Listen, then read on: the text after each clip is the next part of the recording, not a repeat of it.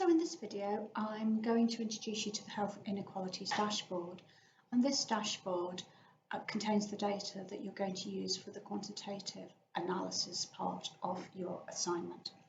So I'm on the home page now for the dashboard, so I'm just going to click on the data tab to take me to the data. So this is the landing page for the actual data. On the left hand side, you can choose the domain name, and for this exercise you're only going to be looking at life expectancy and mortality. So there are some other domains that you can look at, but we're just going to be focusing on life expectancy and mortality, so you're not going to have to change that. And then you can select the geography type, so you can choose inland, region or local authority, and I'll be showing a little bit more about the level of geography in a minute. So I'm just going to start with England, and so the subject area is going to, so the select area is going to stay as England.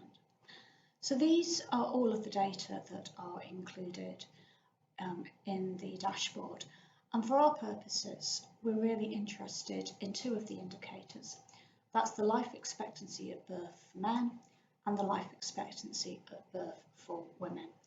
And this overview page just provides some basic information about what's happened to these indicators between a baseline period, which is roughly 10 years ago, to the most recently available data. But that's really not a huge amount of interest. It's more intuitive to move to the charts tab. So I'm going to go to the charts tab, and as you can see, this left hand side column has now got a few more options. The domain name has remained the same, life expectancy and mortality. While as you can see, we've got a new option there, which is select indicator. And here we see we've got life expectancy in birth male and life expectancy at birth female. And those are the two that we're going to be focusing on. I'm going to stay with men for male life expectancy for the moment. And then we've got the geography options. And then we've got the select inequality breakdown, and I'm going to come back to that in a minute. So this chart here shows life expectancy at birth for men in England from 2001 to 03 to 2018 to 20.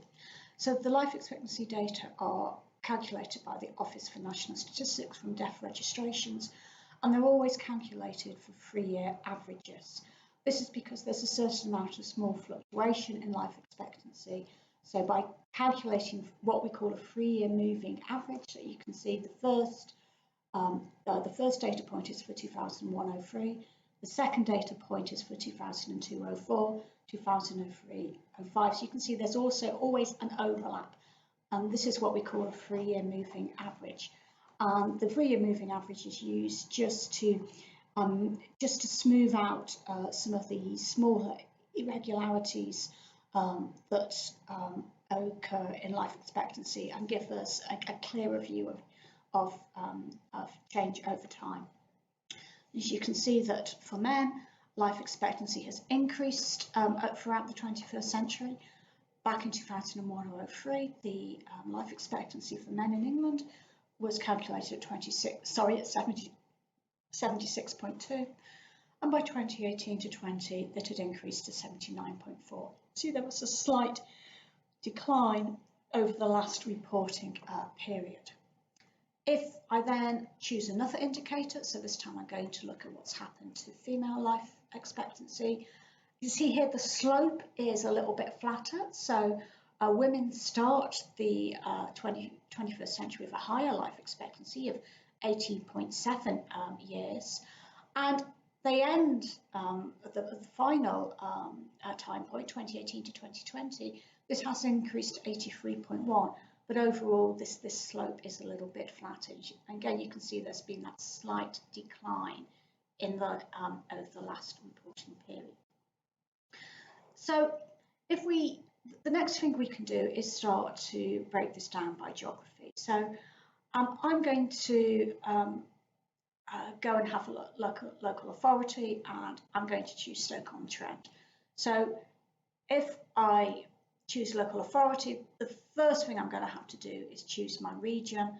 So you are going to have to know which region a local authority that you're interested in lies within. So I'm going to select the West Midlands, because that's where Stoke-on-Trent is, and then if I select the area, if I scroll down the bottom, I'll find Stoke-on-Trent.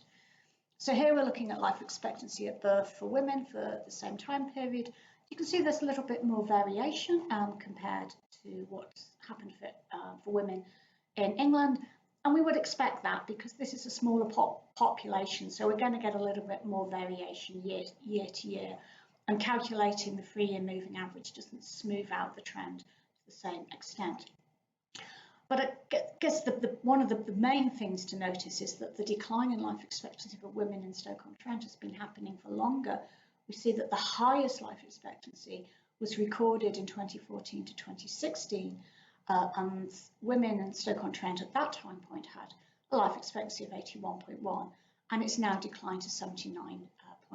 If we go back to the beginning of the period, we can see that female life expectancy at the beginning of the 21st century was 78.9. So overall, a small increase, but that over the last 20 years, which you can see this has declined since 2014 to 2016.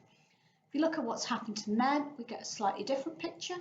First, you can see there's been a far more substantial increase in life expectancy for men in Stoke-on-Trent during the first decade of the 21st century. So in 2001 to 2003, male life expectancy in Stoke was 73.3, and by the time we get to 2010 to 12, that's 10 years later, it had increased to 76.6. But it's been very, very flat since then, and in fact, by the time we get to 2018 to 20, we can see it's declined again to 79.9. So this increase of male life expectancy has not carried on into the second decade of the 21st century.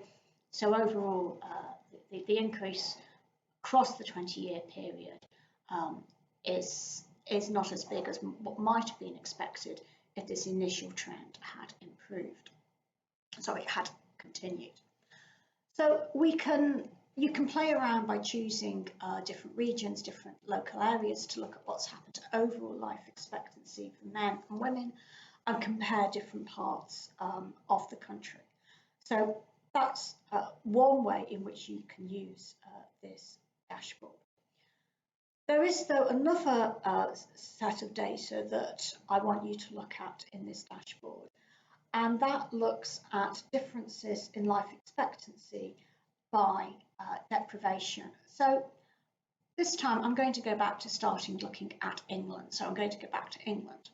So again, here I've just got the graph we saw before of life expectancy at birth.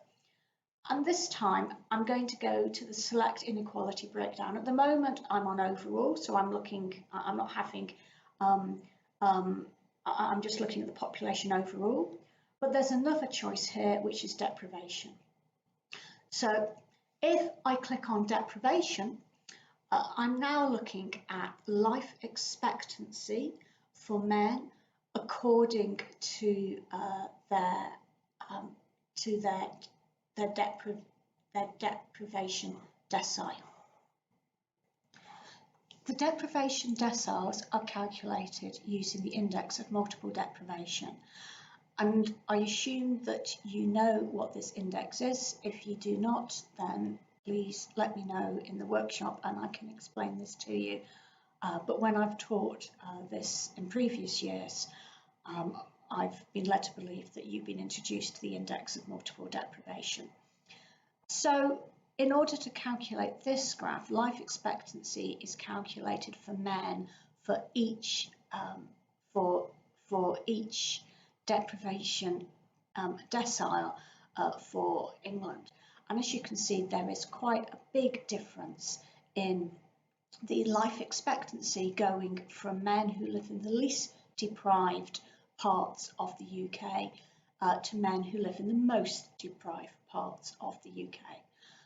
And also you can see that the difference in life expectancy, which is roughly around about 10 years, so if you go back to the beginning of this period, the beginning of the 21st century, men living in the least deprived part of the UK had a life expectancy of 79.9, while men living in the most deprived part of England, so I think I said the UK then, this is just looking at England, was 70.8.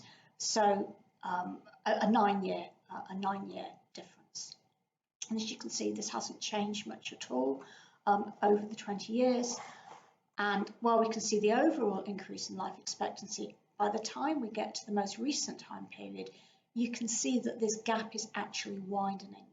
So by 2018 to 2020, the life expectancy for men in the most deprived part of England had increased, and it increased to 73.5. So it increased from 70.8 to 73.5. But if we look at men living in the least deprived part of England, that their life expectancy had also increased up to 83.2. And this gap has in fact increased slightly. You can also see that generally the gap between each of these lines is pretty similar, okay? We can see that generally you get the kind of same overall increase in life expectancy as you move up the index of multiple deprivation. However, you can see that men in the least deprived part of the UK, there's a bigger gap here. So there's a bigger gap between decile 1 and decile 2. Okay, so there's a much bigger gap there than there is between any of the other deciles. There's also probably a slightly bigger gap here at the top, but it's this gap at the bottom that is more noticeable. So if I just see what's happened to women, just going to go back to the deprivation. You can see here that overall the difference between the different deciles is smaller for women. So back at the beginning of the 21st century, women in the most deprived parts of England had a life expectancy of 77, while women in the least deprived had a life expectancy of 83.3. But even more so than men, we can see the difference between the least deprived and the most deprived has increased. So over this 20-year period, you can see there's been hardly any change for women in the most deprived part of the UK, but their life expectancy is 78.3, and that compares to 77.3 at the beginning, while women in the least deprived part of the UK have a life expectancy of 86.3. So we can see that there's evidence here of widening inequality. And the way we can develop this further, and this is the kind of thing that you can explore in your report, is to start to look at how experiences vary by geography. So I'm going to go back to the West Midlands, I'm going to go back to Stoke-on-Trent, and again I'm going to look at the differences by deprivation. You can see that this graph is a little bit messier. This is a small number issue here. I think I might just start with men actually, so I'm going to have to just make that change. I'm going to start off by looking at what's happened to the life expectancy at birth for men for different deprivation deciles. And here you can see we get a kind of a starker picture. It's messier. You can see there's a little bit more overlap. If you remember the graph for England, none of these lines overlapped at all. There's a little bit messier. It's harder to see a coherent trend for the deciles in the middle, although you can see that there are roughly kind of 4 groups here. First, there's the men in the least deprived part of Stoke-on-Trent, and they've experienced an increase in life expectancy from 80.9 to 82.5. But if you look at what's happened to men in the least deprived part of Stoke-on-Trent, so we're dealing with a town that has a lot of social economic disadvantage. So these are men living in the most deprived parts of Stoke-on-Trent. The beginning of the 20th century, their life expectancy was 72.6. And by the time we get to the end, to the last data point here, 2018 to 2020, it's a decline to 71.8. So no improvement for life expectancy for men in Stoke-on-Trent in the most deprived neighbourhoods in the city. You can see that there's a little bit of a difference here between men who were in deciles 9, 8 and 7, and men who live in deciles 2, 3, 2, 3, 4 and 5 and 6. You see that I would say that there's 4 groups here. Men in the least deprived parts of Stoke-on-Trent, you've got to always have higher life expectancy and benefited really almost consistently from increase in life expectancy. There was this blip at 2014 to 2016. It did decline since then, but we can see that overall what's happened to the other groups, it's been a little bit more flat lining. And in fact, for the least deprived men in Stoke-on-Trent, the life expectancy has actually declined. 2014 to 2016 is important. This is around about the time when austerity cuts, so cuts to local government support, was really starting to impact, and particularly impact in towns such as Stoke-on-Trent. And we do see in places like Stoke that are suffering with socio-economic decline, that the impact of austerity on health is more marked, and we can see this for all groups, for men living in the least deprived part of the city and men living in the most deprived part of the city.